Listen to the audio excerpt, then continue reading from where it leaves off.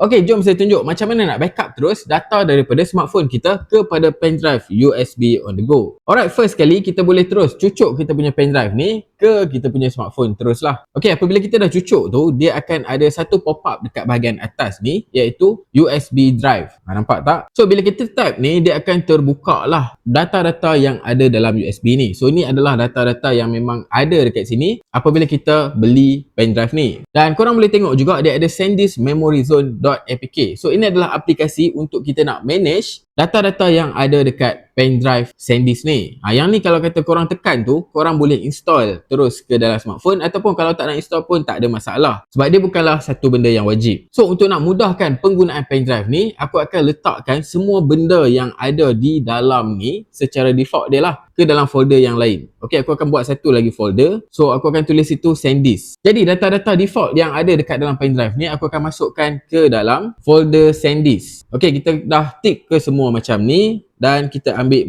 move, kita pergi ke USB storage dan tick SanDisk dan kita paste je. Okey, semua data-data kita dah move ke dalam folder yang baru tu. Okey, gambar kita boleh buat folder baru gambar, dan kita juga boleh buat folder baru untuk video. Okey, sebab apa kita nak backup gambar dan video daripada dalam smartphone kita ni ke dalam folder gambar dan ke dalam folder video yang ada dekat dalam SanDisk ni. Jadi jom kita masuk ke dalam kita punya file manager. So apa yang kita kena buat adalah kita kena tick video-video ni. Okay, kita tick je dia. Dekat bahagian bawah dia ada butang move. So kita pun tekan move. Kita cari USB storage. So kita akan move video kita tu ke dalam folder video. Kita tick je folder video dan kita tekan paste. Nampak tak dia tengah transfer? Transfer rate dia memang laju sebab SanDisk ni ada transfer rate sampai 150 MB per second. So dia memang laju. Tak ada masalah kalau kita nak backup data-data kita sampai 200 GB pun tak ada masalah. Memang cepat je. Dah settle dah kita punya backup. Senang je kan cara nak guna pendrive ni untuk backup data kita. Okey, pendrive macam ni korang jangan beli sembarangan sebab banyak sangat penipu-penipu pendrive fake yang mana tulis 512 tapi bagi sekadar 30 GB, 64 GB. So kalau korang nak beli, korang beli dekat tempat yang trusted macam dekat beg kuning di bawah ni.